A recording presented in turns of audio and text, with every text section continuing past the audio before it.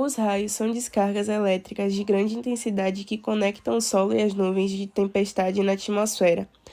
Um raio começa com pequenas descargas dentro da nuvem que liberam os primeiros elétrons em direção ao solo.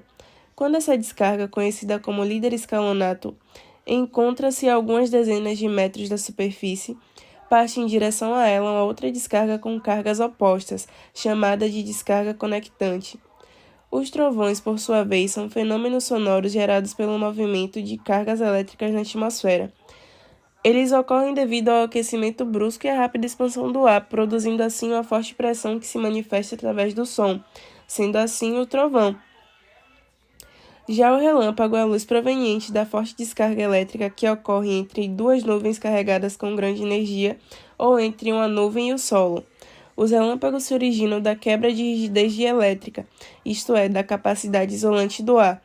A quebra de rigidez do ar ocorre quando o campo elétrico é suficiente para ionizar os átomos do ar e acelerar os elétrons a ponto de produzir uma descarga. Existem muitos mitos e verdades sobre os raios, trovões e relâmpagos. Por conta disso, eu trouxe algumas perguntas relacionadas ao assunto para responder se elas são mito ou verdade. A primeira pergunta é: para raios protegem os equipamentos eletrônicos? A resposta é não. Elas têm a função de proteger apenas a construção, ou seja, para proteger seus equipamentos eletrônicos, é necessário instalar um supressor de surto de tensão, que tem a função de evitar que as descargas elétricas cheguem até os aparelhos queimandos. É possível calcular a distância de um raio pelo tempo do trovão? A resposta é sim. Se você não sabe, a velocidade do som é de aproximadamente 1 km a cada 3 segundos. Portanto, assim que você vê o relâmpago, é possível contar o tempo que levamos para escutar o seu trovão. Para exemplificar, imagine que ele demorou 10 segundos para ser ouvido. Nesse caso, o raio está a cerca de 3 km de distância. Se não está a chover ou não vemos nuvens, estamos a salvo dos raios. Este mito pode ser um dos mais perigosos. A crença de que os raios só caem quando existe uma tempestade visível é falsa. Os raios podem chegar a deslocar-se quilômetros e podemos ser um alvo fácil sem saber. Devo desligar os aparelhos da tomada? Os surtos provocados pelos raios nas redes elétricas são extremamente perigosos para os aparelhos. Essa atitude é altamente recomendada, mesmo nas instalações que possuem proteções contra os raios. Então ela é verdadeira. É provavelmente um dos mitos mais conhecidos. Um raio nunca cai duas vezes no mesmo lugar. Os raios ou relâmpagos impactam frequentemente no mesmo lugar. A razão é simples: os raios impactam especialmente em locais ou objetos elevados, pontiagudos e isolados. Alguns fenômenos relacionados aos relâmpagos incluem sprites, que é descargas atmosféricas na alta atmosfera, e elfos, que é os fenômenos luminosos na ionosfera. A energia liberada durante um relâmpago pode ser incrivelmente alta, podendo iluminar uma lâmpada por vários meses. Relâmpagos podem exibir diferentes cores, incluindo violeta, azul e branco. Isso depende dos gases na atmosfera e das condições durante a descarga. Os raios são descargas elétricas atmosféricas intensas e podem atingir temperaturas mais altas que a superfície do Sol. As formas de raios incluem os intranuvens, nuvem-solo e os raios positivos que se movem para cima. Além disso, o termo raio também pode se referir à unidade de distância astronômica utilizada na medição de distâncias interestelares.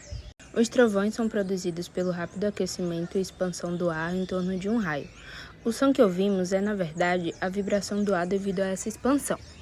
A velocidade do som é mais lenta do que a luz, então vemos o relâmpago antes de ouvir o trovão.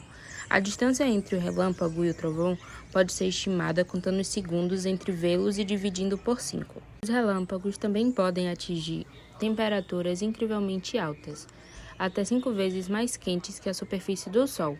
Também existem diferentes tipos de relâmpagos, como os intranuvens, nuvem-solo e até relâmpagos que se movem para cima. A forma característica em zigue-zague do relâmpago é causada pelo caminho irregular que a descarga elétrica segue na atmosfera. Além disso, os relâmpagos desempenham um papel importante na fixação do nitrogênio atmosférico, distribuindo para o crescimento de planta.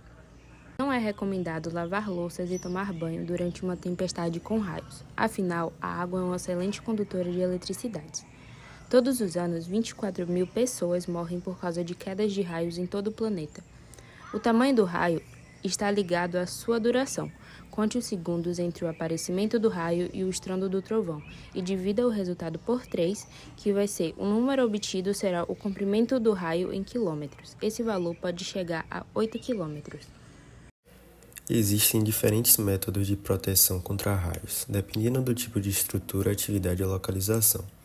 Alguns dos métodos mais comuns são o Sistema de Proteção contra as Descargas Atmosféricas, SPDA, é um conjunto de dispositivos que tem como objetivo captar, conduzir e dissipar as correntes elétricas dos raios para a Terra, evitando que eles atinjam as edificações ou as pessoas. O SPDA é composto por terminais aéreos para raios, condutores de descida, aterramento e dispositivo de proteção contra surtos, DPS. Medidas de proteção pessoal são ações preventivas que as pessoas devem tomar para evitar ser atingidas por raios, principalmente em áreas abertas ou expostas.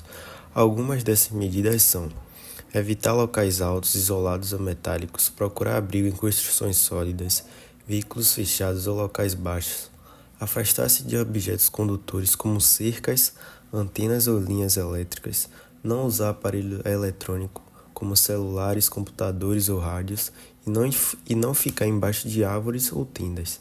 Também tem a proteção radiológica, que é um conjunto de normas e procedimentos que visam proteger as pessoas dos efeitos indesejados da radiação ionizante, que é uma forma de energia que pode ionizar os átomos e causar danos biológicos.